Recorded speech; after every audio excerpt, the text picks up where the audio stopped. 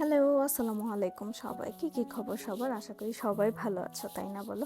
আচ্ছা বলো তো আমি আজকে কোথায় চলে গিয়েছিলাম? হ্যাঁ, এটাই হচ্ছে সেই শাহী মুড়ি ভর্তা যেটা নারায়ণগঞ্জের ঈদগাহর ঠিক অপোজিটে।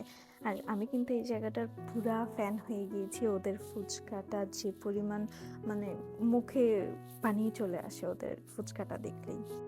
আর একদম রিজনেবলের মধ্যে এটা আমার কাছে সেরা ফুচকা। মানে আমি আমার লাইফে এরকম ফুচকা পাইনি বা এরকম এত মজার ফুচকাও পাইনি এত রিজনেবল প্রাইসের মধ্যে। এখন ম্যাক্সিমাম জায়গার মধ্যেই 70 টাকা প্লেট করে ফুচকা বিক্রি করে, তাও মিনিমাম একটা অ্যামাউন্ট দেয়, কিন্তু ওরা হচ্ছে 40 টাকার মধ্যে 40 টাকা প্লেট, 3 ধরনের টক, 13-14টা ফুচকা, একদম পারফেক্ট কম্বিনেশন।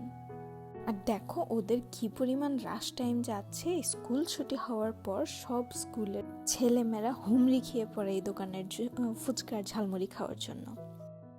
আমার কথা আর কি বলবো, চাষারার দিকে গেলে আমি 100% ট্রাই করি এই দোকানে গিয়ে ফুচকার ঝালমুড়ি ট্রাই করার, আদারওয়াইজ আমার মাথা খারাপ হয়ে যায়। এখানে দেখো স্কুলের ছেলেমেয়েরা কি সুন্দর বসে আড্ডা দিচ্ছে। ওদেরকে দেখে তো আমি আমার কলেজ লাইফটা অনেক মিস করতেছিলাম, যে আরেকবার যদি ফিরে যেতে পারতাম ওই লাইফটাতে।